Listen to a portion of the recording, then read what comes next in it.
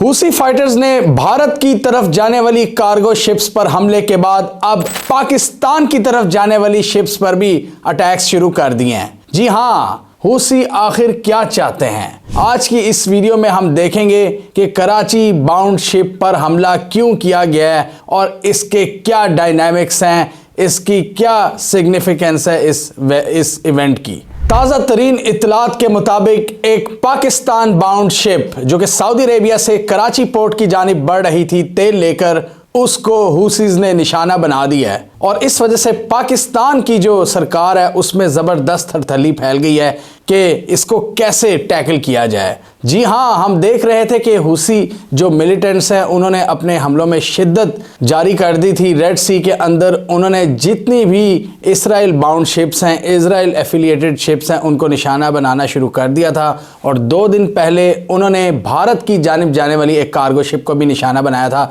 जो इसराइल से लिंक थी। अभी उन्होंने सऊदी अरेबिया की किंग अब्दुल्ला पोर्ट से कराची पोर्ट आने वाली एक कार्गो शिप को निशाना बनाया रेड सी के अंदर, यानी कि अभी उसका फासला शुरू ही हुआ था तो हूसीज के वो रेडार में आ गई और उन्होंने इसको निशाना बनाया है। और इंटरेस्टिंग बात यह है कि यमन के जो हूसीज हैं उन्होंने फ़ौरन इस हमले की जो जिम्मेदारी है उसको कबूल किया है। उन्होंने कहा जी हाँ, हमने इस अटैक को लॉन्च किया है। खुशकिस्मती की बात यह है कि इस हमले में किसी भी जानी नुकसान की इत्तला नहीं मिली और इंजरीज भी अभी फ़िलहाल नहीं रिपोर्ट हुई। ये सऊदी अरेबिया से तेल लेकर पाकिस्तान की तरफ आ रही थी MSC यूनाइटेड, जिस पर हूसीज ने मल्टीपल मिसाइल दागे।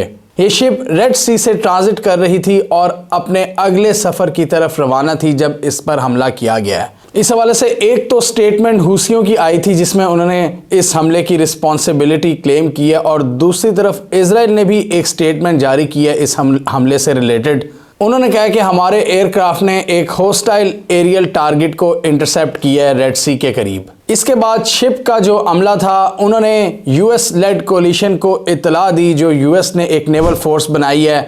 उन्होंने इनसे राब्ता किया और इस पूरे इंसिडेंट के बारे में तफसीलात दी और उस कम्युनिकेशन के बाद उसने कुछ इंपॉर्टेंट मैनूवर्स लिए जिसकी वजह से वो बचने में कामयाब हुई है।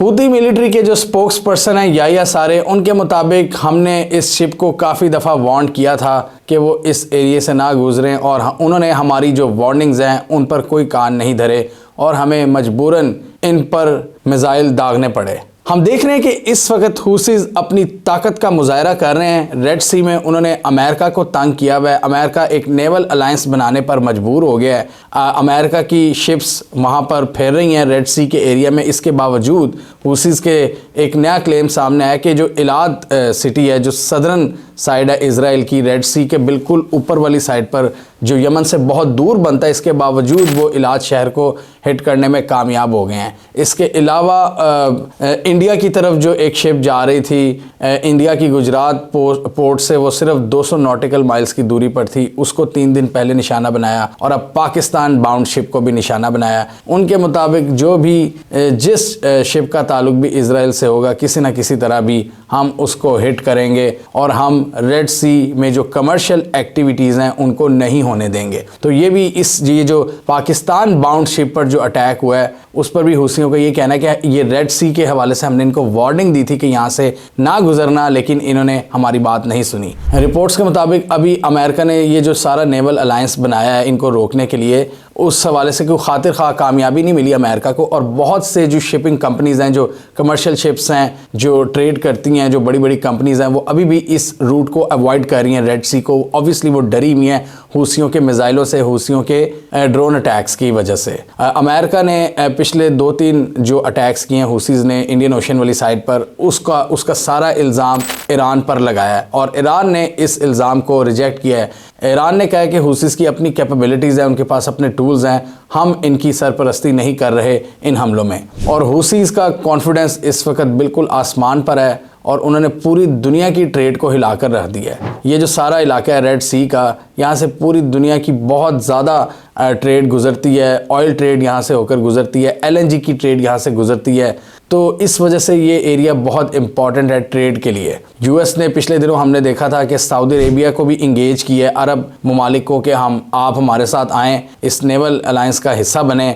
लेकिन सऊदी अरेबिया, इजिप्ट और यूएई वगैरह ने ओपनली आने से इनकार कर दिया है, क्योंकि उनकी नज़र में अभी फ़िलहाल हूसियों के ख़िलाफ़ आना कोई अच्छे स्पेक्टिकल्स नहीं है, क्योंकि हूसीस के साथ उनकी एक डील भी होनी है, पीस डील, जिसको हमने इस वीडियो में डिस्कस किया है। तो ये काफ़ी ज़्यादा एक वोलेटाइल सिचुएशन है। अमेरिका ज़्यादा से ज़्यादा यहाँ पर ममालिक को इकट्ठा कर रहा है रेड सी में कि वो हूसीस के ख़िलाफ़ एक अलायंस बनाएं, और अमेरिका पूरा इल्ज़ाम लगा रहा है ईरान पर कि ईरान इनको बैक कर रहा है, जबकि सऊदी अरेबिया ईरान के बाद अब हूसी से भी डील कर रहा है। तो सऊदी अरेबिया के लिए भी एक डिफ़िकल्ट सिचुएशन है, अमेरिका के लिए भी एक चैलेंजिंग सिचुएशन है, और इज़राइल के लिए भी जिनकी तरफ जाने वाली शिप्स को वो टारगेट कर रहे हैं। पिछले एक हफ्ते में तकरीबन हूसियों ने 100 ड्रोन्स और मिसाइल अटैक्स किए हैं रेड सी में डिफरेंट शिप्स की तरफ, और इसी वजह से ये शिप्स अब इस रूट को अवॉइड कर रही हैं, और अमेरिका की जो पूरी नेवल पावर है वो इस वक्त चैलेंज हो रही है। और अमेरिका की यहाँ जो टेक है वो भी काम नहीं दिखा रहा, क्योंकि अमेरिका ने इतने ज़्यादा मुल्कों को इकट्ठा भी कर लिया है। सऊदी अरेबिया के अलावा चीन को भी उन्होंने इंगेज किया है,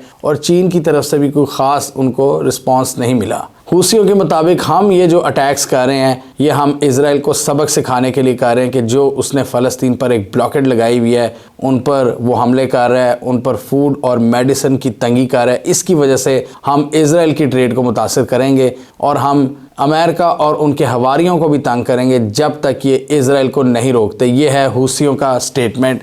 और इसी वजह से ये जो कार्गो शिप्स हैं, ये जो वेसल्स हैं, इनको लंबे रूट्स को इस्तेमाल करना पड़ रहा है। इसकी वजह से इनकी ट्रेड में डिलेज़ आ रहे हैं, इनकी कॉस्ट में इजाफा हो रहा है, और इनको काफ़ी ज़्यादा मुश्किलात का सामना करना पड़ा है पूरी ट्रेड को स्मूथली कैरी आउट करने में। इसके अलावा रेड सी की अगर ऊपर वाली साइड की बात करें, इजिप्ट के करीब और इज़राइल के करीब, वहाँ पर भी इन्होंने मिसाइल दागे हैं कुछ शिप्स पर, और इसी तरह ये रेड सी की पूरी शिपिंग लाइंस को डिस्टर्ब कर रहे हैं ताकि ट्रेड को मुतासिर किया जा सके, और हूसीज़ अपना जो पॉइंट ऑफ व्यू है वो उसको दिखा सकें, वो अपनी अथॉरिटी को असर्ट कर सकें इस रीजन में। और हूसी बड़े धड़ल्ले के साथ इन अटैक्स को भी जारी रखे हुए हैं, और दूसरी तरफ सऊदी अरेबिया के साथ जो पीस डील है उस पर भी काम कर रहे हैं। हमने इस वीडियो में डिस्कस किया था कि यमन में जितने भी डिफरेंट ग्रुप्स हैं जो खाना जंगी थी उसको वो ख़त्म करने जा रहे हैं, एक पीस डील साइन करने जा रहे हैं, और इससे हूसियों को मज़ीद तक़वियत मिलेगी।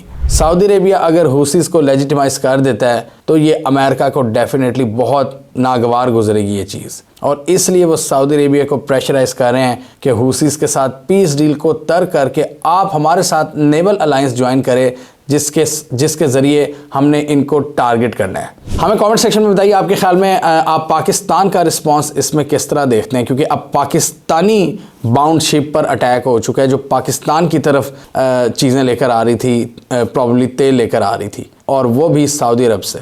पाकिस्तान इसको किस तरह रिस्पॉन्ड करेगा, अभी ऑफिशियल हमने कोई देखी नहीं है स्टेटमेंट, हम जल्दी देखेंगे और आपको आगाह करेंगे। कमेंट कीजिए। इसके अलावा हमारा यूट्यूब चैनल सब्सक्राइब करने, साथ ही वो बेल आइकन भी दबा लें ताकि वो स्टोरीज दुनिया भर से पाकिस्तान से जिनकी मेन स्ट्रीम मीडिया पर प्रॉपर कवरेज नहीं होती हमारे प्लेटफॉर्म के थ्रू आप तक टाइम पर पहुंच जाएं।